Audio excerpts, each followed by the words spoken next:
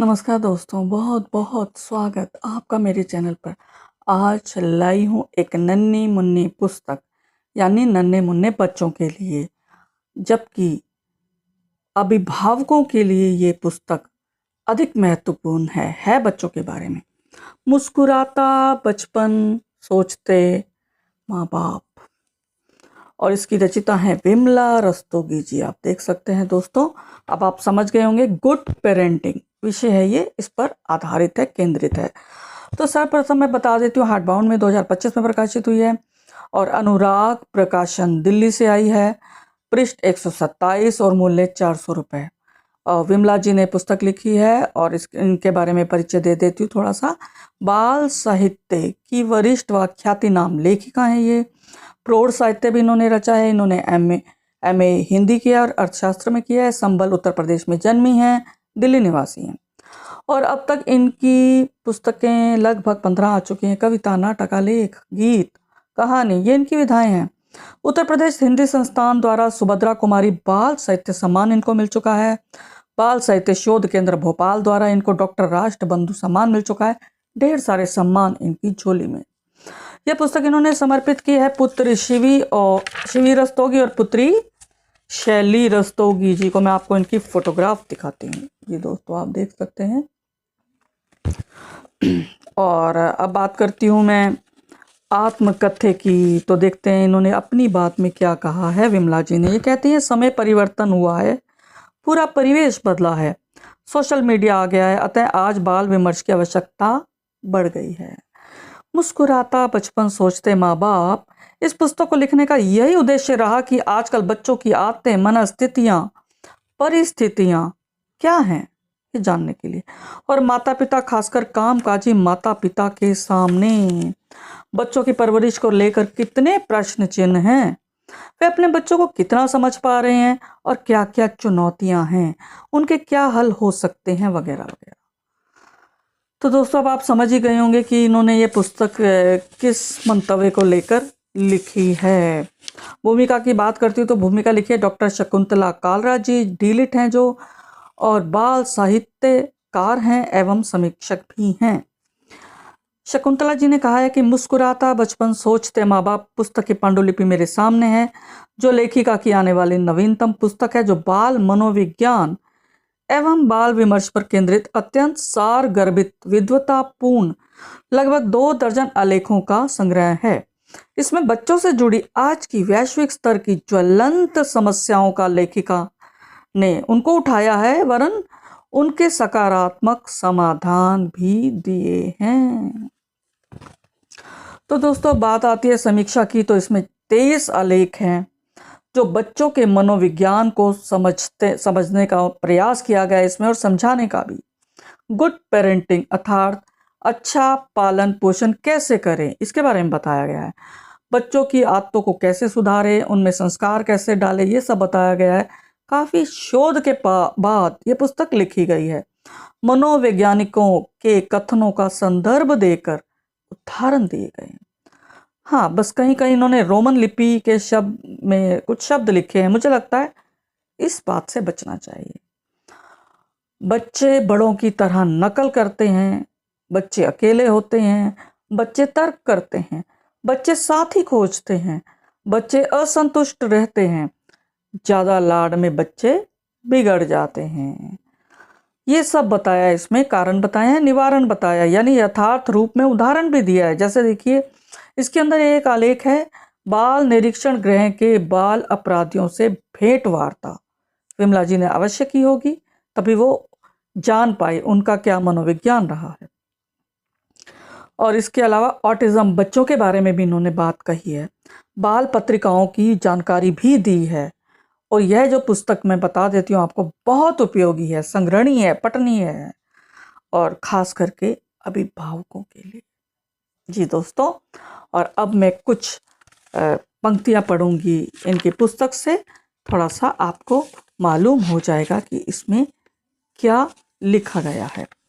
सर्वप्रथम जो आलेख है, बच्चे अपनाते हैं बड़ों की आदतें। सुनिएगा। मेरी 9 साल की बेटी में गलत आदत पड़ गई है। वह खुद ही अपनी टीचर के साइन बखूबी कर लेती है, हमें कॉपी दिखाए बिना खुद ही साइन करके दे देती है। ये किसी ने कहा है तो दूसरे ने पूछा, ये बात आपको कब पता चली? उसके टेस्ट हुए थे, नंबर अच्छे नहीं आए, डांट पड़ने के डर से हमें कॉपी नहीं दिखाई, पर एक दिन मैंने अचानक कॉपी देखी तो मैं हैरान रह गई। ये माँ ने कहा है। इतनी चालाकी इतनी सी उम्र में, ये उसकी मित्र ने कहा है। तो देखा आपने, आपने सुना ही होगा, मुझे लगता है हम भी उम्र के उस दौर से गुजरे हैं, लेकिन हमारे अंदर इतना साहस नहीं था कि हम माँ बाप के साइन कॉपी करें या टीचर्स के। हमें तो डर बहुत लगता था अपने टीचर से। बच्चों को भी लगता है आजकल टीचर से डर, लेकिन हमारे अंदर ये साहस नहीं था कि हम झूठे साइन करें। तो आज की समस्याएं पहले के बच्चों के मुकाबले में थोड़ी अलग तरह की हैं। इसीलिए जो आज के माँ बाप हैं उनको सोच समझ कर उनका समाधान खोजना होगा, क्योंकि बच्चे भावुक हैं आजकल के, वो जरा जरा सी बात को दिल पर लगा लेते हैं। हमें ये भी सोचना होगा। और इसके अलावा इसके अंदर ये भी बताया गया है कि कामकाजी जो महिलाएं हैं उनको बच्चों को पालने में बहुत तकलीफ हो रही है। इसी तरह जो संयुक्त परिवार में रहते हैं और उनके हाथों में बच्चे पलते हैं, वहाँ भी थोड़ा सा प्रॉब्लम कैसी हो रही है, ज़्यादा लाड प्यार करते हैं, दादा दादी ज़्यादा लाड प्यार करते हैं। इससे क्या होता है, बच्चे बिगड़ जाते हैं, तो बच्चों की माँ जो होती है उन्हें परेशानी होती है। इसमें यह भी बताया गया है एक आलेख में। और आलेख में एक बताया कि हॉस्टल में बढ़ता बच्चा और माँ की भूमिका क्या होनी चाहिए, बताया। और देखो, आप सभी जानते हैं आजकल इतनी सुविधाएं बच्चों को दे रखी हैं, फिर भी वो असंतुष्ट रहते हैं। क्यों? कारण मैं बताती हूँ। इसमें भी इन्होंने बताया है क्योंकि पहले सच में माँ नौकरी नहीं करती थी। मेरी माँ ने कभी नौकरी नहीं की। हम तीनों बच्चों को बड़े लाड से पाला, घर में पाला। इसके अतिरिक्त संयुक्त परिवार था हमारा, दादा दादी, चाचा चाची और हम सब एक ही छत के नीचे रहते थे। तो मुझे लगता है कि हमारा पालन पोषण शायद बहुत अच्छे तरीके से हुआ है। हालांकि कठिनाइयाँ तब भी थी, लेकिन माँ से फटकार मिली तो दादी के पास चले गए, दादी भी डांटती थी। दादी से फटकार मिली तो माँ के पास आ गए। एक संतुलन बिठाना होगा हमें बच्चों को पालने पोसने में, और संतुलन तो मुझे लगता है जीवन के हर क्षेत्र में बिठाना चाहिए। अब बच्चों को लाड प्यार करने की बात इन्होंने लिखी है, विमला जी ने। अत्यधिक लाड प्यार में सच में बच्चे बिगड़ते हैं। बच्चों को ना कहना सीखना होगा जो अभिभावक हैं, क्योंकि बच्चों को अभिभावक अगर ना नहीं कहते तो आगे चलकर बच्चों को ना सुनने की आदत नहीं रहती, तो दिक्कत होती है। ऐसे बंदिशें घर परिवार में, बहुत ज़्यादा बंदिशें बच्चों के विकास में अवरुद्ध उनका मार्ग कर देती हैं। और कैसे बढ़ाएं बच्चों की कल्पना शक्ति, ये भी उन्होंने बहुत अच्छा एग्जाम्पल दिया है। बच्चों की कल्पना शक्ति को बढ़ाना चाहिए हमें उनके साथ जुड़कर। ऐसे इन्होंने एक और भी दिया, कैरियर की दुविधाएं हो जाती हैं बच्चों को, उनको मदद करनी चाहिए, काल्पनिक खेल खिलाने चाहिए।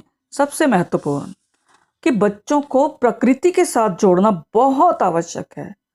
लेकिन आजकल क्या होता है, आप पार्क में जाइए, बंदर हैं, कुत्ते हैं, गायें घूम रही हैं, आवारा पशु हैं, उनसे बचाव करना बहुत ज़रूरी हो जाता है। इसलिए बच्चों को अकेला नहीं छोड़ा जाता। हमारे समय में तो सभी अकेले खेलते थे, पर आजकल थोड़ा अलग हो गया है। और अंत में इन्होंने एक जो पत्र पत्रिकाओं की जानकारी दी है, इन्होंने बताया, इन्होंने बहुत आलेख लिखे हैं और बहुत सारी पत्रिकाओं का इन्होंने नाम लिखा है। और अंत में इन्होंने एक बात कही है, मैं पढ़ के सुनाना चाहूँगी आपको। आजकल शहरों के बच्चे हिंदी की पत्रिकाएं पढ़ना नहीं चाहते, मोबाइल या टीवी पर प्रोग्राम देख लेते हैं, लेकिन मोबाइल के कार्यक्रमों से बच्चों को नुकसान ज़्यादा हो रहा है और फ़ायदा कम।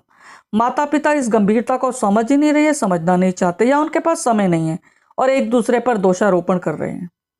हमारा सुझाव है कि घर में बाल पत्रिकाएं मंगाइए, बच्चों के साथ आप भी पढ़िए, बच्चों को पढ़ने के लिए प्रेरित कीजिए।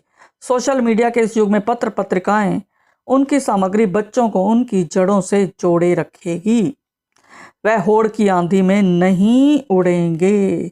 स्वयं माता पिता को भी बच्चों को समय देना होगा, अपने व्यवहार को संयत रखना होगा, क्योंकि बच्चे जैसा देखते हैं वैसा करते हैं। आप अपने बच्चे को किसी लाइब्रेरी का सदस्य बना सकते हैं, उन्हें महंगी आइसक्रीम ज़रूर खिलाइए, लेकिन साथ ही बाल पत्रिकाएं भी पढ़ने के लिए मंगाइए। बच्चों को पढ़ने के लिए प्रोत्साहित कीजिए। तो देखा आपने कितनी उपयोगी जानकारी दी है, आप भी इस पुस्तक को खरीद सकते हैं। धन्यवाद दोस्तों, फिर मिलेंगे अगली कड़ी के साथ। तब तक मुझे आज्ञा दें। चैनल को सब्सक्राइब अभी तक नहीं किया तुरंत करें, बेल आइकन दबाएं और आपके कमेंट्स का मुझे इंतजार रहता है। शुक्रिया।